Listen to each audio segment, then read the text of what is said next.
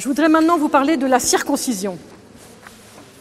Donc la circoncision ne fait pas partie des 12 grandes fêtes, mais comme par hasard, les orthodoxes ne l'ont jamais abandonnée comme fête. Le 8e jour après la naissance, on fête la circoncision. Certains catholiques d'ailleurs se plaignent que dans l'Église catholique, ce 1er janvier a été abandonné comme fête de la circoncision et changé. Oui. Les catholiques l'ont abandonné. Bon. Certains s'en plaignent, hein, donc ça montre... Donc nous, on l'a pas abandonné. Pourquoi ? Parce que l'incarnation, je veux dire, toutes les fêtes à partir de la nativité, ça montre l'incarnation, hein, que ce soit le 1er janvier, que ce soit le 6 janvier ou que ce soit le 2 février. On est dans quelque chose de l'ordre de l'incarné. Le Christ s'incarne, et cette incarnation, elle est très importante. Et il s'incarne dans un peuple, il s'incarne dans une histoire, il s'incarne dans une tradition précise, qui est la sienne, qui est la tradition des fils d'Israël.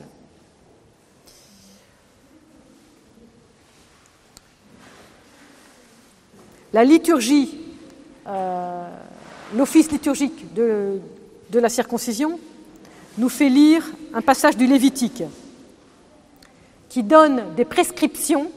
Donc il y a un passage qu'on ne lit pas beaucoup, hein, qui donne des prescriptions selon la loi, comment une jeune accouchée doit faire, comment ça se passe. Et ces prescriptions précisent que si la jeune accouchée accouche d'un garçon, il doit être circoncis le 8e jour. Nous lisons un deuxième texte, qui est le récit de la Genèse, où Dieu apparaît à Abraham, et à Abraham, il lui donne un nom nouveau. Il ne s'appelle plus Abram, mais Abraham. C'est fondamental. Ça fait de lui un homme nouveau.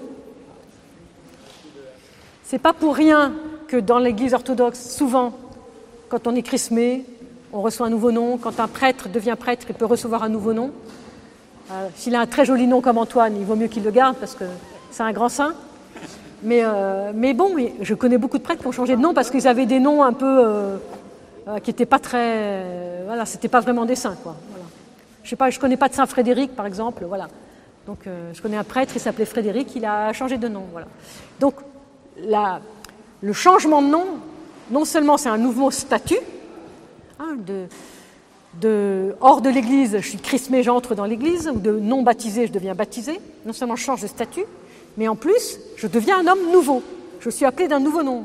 Képhas, je t'appellerai Pierre, parce que tu es un roc, tu vas être le roc de l'Église.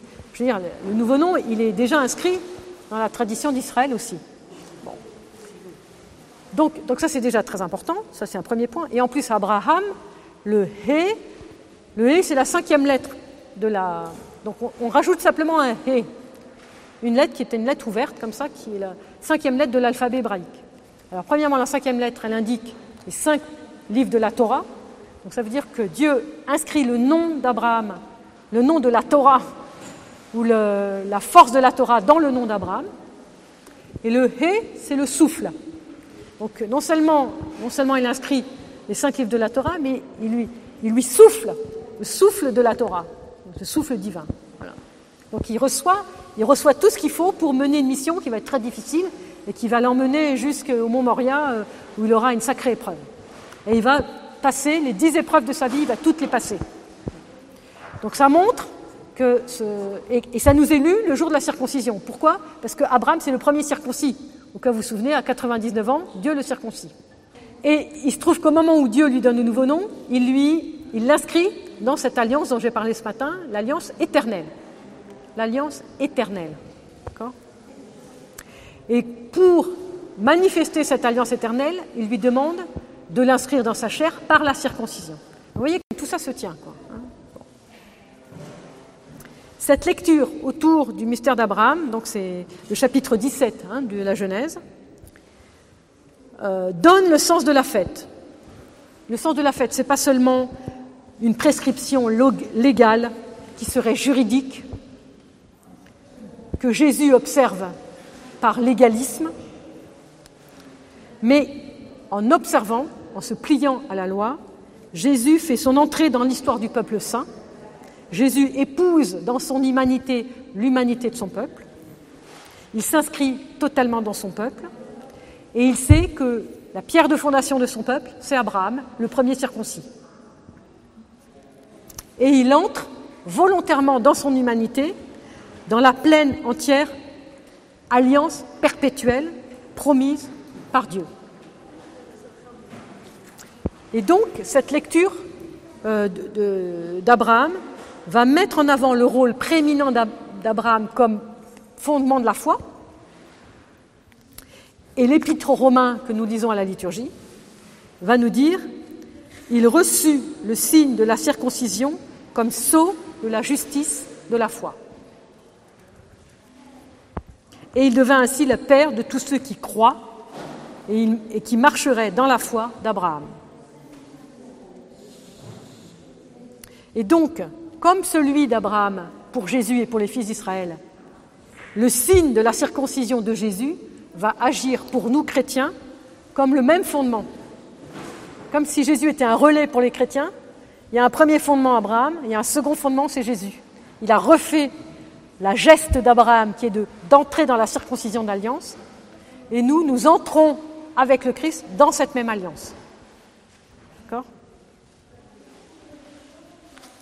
Dans le Doxa Kénine de la fête du 1er janvier, nous disons « Notre Dieu, dans son immense bonté, s'est soumis sans honte à la circoncision de la chair.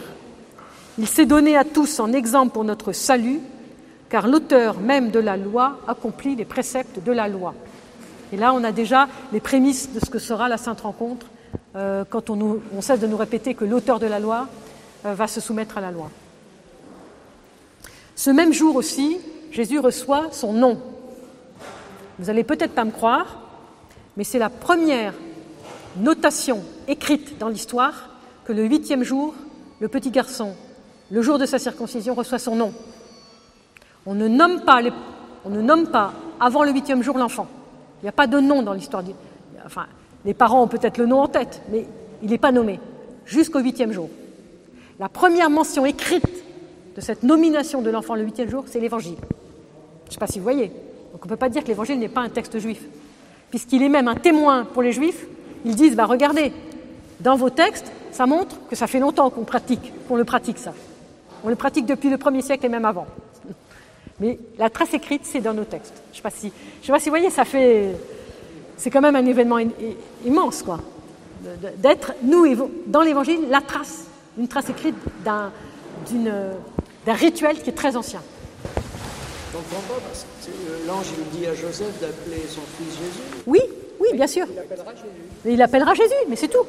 De même qu'Abraham a reçu son nom le jour de sa circoncision, son nouveau nom, de même Jésus va recevoir son nom, Yeshua, Sauveur, le jour de sa circoncision, même si c'est un nom qui est prévu, j'ai envie de dire, de toute éternité.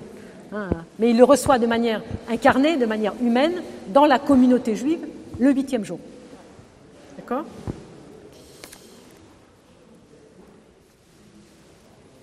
Le contaction de la fête, voilà ce qu'il nous dit.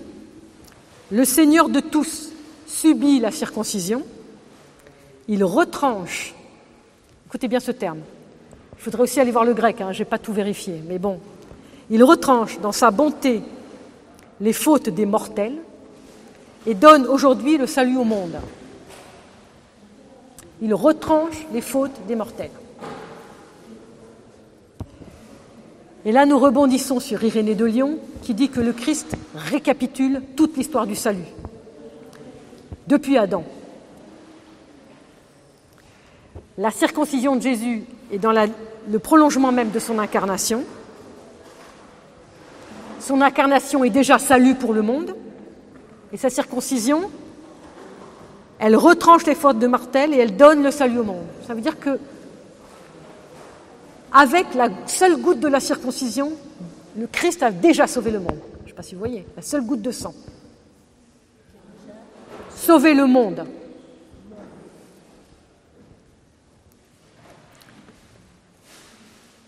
La 7e ode de cette fête nous dit « Splendide et pleine de clarté est la naissance du Christ qui nous montre en ce jour le mystère du renouveau en l'avenir. car selon la loi, le Sauveur est circoncis, non comme Dieu, mais en mortel. Donc c'est vraiment l'humanité là qui est... Accomplissant la loi, le Créateur, pour accomplir sa propre loi, vient se soumettre en ce jour à la circoncision de la chair, retranchant ainsi l'hiver du péché. Donc à plusieurs reprises, on a l'idée de retrancher le péché. Or, qu'est-ce que c'est la circoncision? On retranche un morceau du prépuce. D'accord? Donc on retranche quelque chose. Mais Dieu n'est pas capable de faire un homme parfait sans prépuce? Qu'est-ce qui se passe? Pourquoi Dieu crée un homme imparfait avec prépuce et demande à l'homme ensuite de retrancher le prépuce? C'est très important ça. Réfléchissez bien. Dieu, on sait très bien que Dieu n'a pas fait le monde parfait, qu'il veut se servir de l'homme, il veut avoir besoin de l'homme pour parfaire la création. Saint Irénée le dit, l'homme lui-même n'est pas parfait quand il vient, il arrive. Il est comme un enfant et il doit se parfaire, il doit lui-même devenir un homme. Voilà. Et il doit ensuite être le grand prêtre de la création, de manière à parfaire toute la création. C'est dans les mains de l'homme, parce que Dieu veut agir avec l'homme, Dieu veut agir en synergie. Ça, on le sait. Mais pour la circoncision, on n'avait pas encore réfléchi à ça. C'est que la circoncision est une perfection de l'homme sur lui-même, puisqu'il va demander à être retranché de son prépuce. Et qu'est-ce que ça signifie pour un juif religieux d'être retranché du prépuce? C'est non seulement le signe dans la chair de l'alliance éternelle dont nous avons parlé ce matin, d'accord? Mais c'est surtout le fait que pour un juif, un prépuce non circoncis ressemble beaucoup plus au fourreau du sexe animal qu'à l'homme. C'est pour que l'homme réalise qu'il ne peut pas s'unir à son épouse comme un animal s'unit à un autre animal. C'est pour que l'homme réalise qu'il lui manque quelque chose et qu'il a besoin de s'unir à son épouse pour être dans une complétude absolue, et que la manière dont il va s'unir avec son épouse est une manière spirituelle, est une manière sainte. Et c'est pour ça qu'est retranché chez lui, c'est comme ça qu'il l'explique les Juifs, je n'invente rien, qu'est retranché chez lui le prépuce. C'est pour qu'il n'ait pas une relation animale, qu'il ait une relation sainte. Et nous savons très bien que pour les couples, toute leur vie est une ascension depuis la jeunesse de l'âge de 20 ans jusqu'à la vieillesse, c'est une ascension pour purifier toujours davantage la relation conjugale. On le sait, c'est là où le péché est le plus, où l'homme est le plus blessé, où le péché a le plus de prise. Et si un religieux il a conscience que son prépuce a été retranché pour retrancher le péché, pour retrancher la passion, pour retrancher le mauvais penchant, pour retrancher toute la concupiscence, alors il se souviendra toujours de la manière sainte dont Dieu veut qu'il s'unisse à son épouse. Et là, nous avons un autre midrash qui va vous aider à faire comprendre. Quand Joseph a été tenté par la femme de Potiphar, où elle lui disait, c'est écrit en toutes lettres dans la Bible, je n'invente rien, couche avec moi. Il en a laissé ses vêtements, elle lui a arraché ses vêtements et il est couru pour ne pas coucher avec elle. Qu'est-ce que raconte le Midrash? Il a regardé son sexe, il a vu qu'il n'avait pas de prépuce et il a dit « Je suis fils de Dieu, je suis dans l'alliance, je ne peux pas faire n'importe quoi ». C'est un Midrash et c'est juste pour montrer que ce signe dans la chair est un rappel pour l'homme de la grandeur et de la sainteté de la relation maritale, de la relation conjugale. Ben, c'est pas rien. Quand vous êtes vraiment croyant et que vous y croyez et que vous y êtes attentif, c'est pas rien. Et pour terminer, juste sur cette histoire de la circoncision est le 8e jour, comme on l'a dit ce matin. Et donc, c'est bien avec la circoncision où le prépuce où le Christ se laisse couper le prépuce de manière... Il aurait pu ne pas le faire, franchement, il n'en avait pas besoin. Hein. Justement, pour retrancher le péché de l'homme, avec tout ce que ça comporte. Dans le 8e jour, il entre dans la nouvelle création et il nous est fait entrer nous-mêmes. Et donc, on a bien on a bien le lien entre l'alliance perpétuelle et le 8e jour. Ce 8e jour qui n'aura jamais de fin, qui est le jour sans déclin du royaume, comme nous disons le jour de Pâques. C'est la raison pour laquelle tous les commandements de la Torah qui devront être réalisés le 8e jour auront tous un caractère messianique. Par exemple, le 8e jour de la fête de Sukkot ou le 8e jour de Hanouka. Tous ces jours ont un caractère messianique, c'est-à-dire qu'un caractère où on attend, où on implore la venue du Messie, où on attend les temps nouveaux, les cieux nouveaux, la terre nouvelle. Et donc, ceux qui assistaient à la circoncision de Jésus ce jour-là, un enfant totalement ordinaire, ne se doutaient probablement pas de l'extraordinaire qui se produisait sous leurs yeux et que nous pouvons célébrer avec les paroles de la Samaritaine, c'est vraiment lui, le sauveur du monde.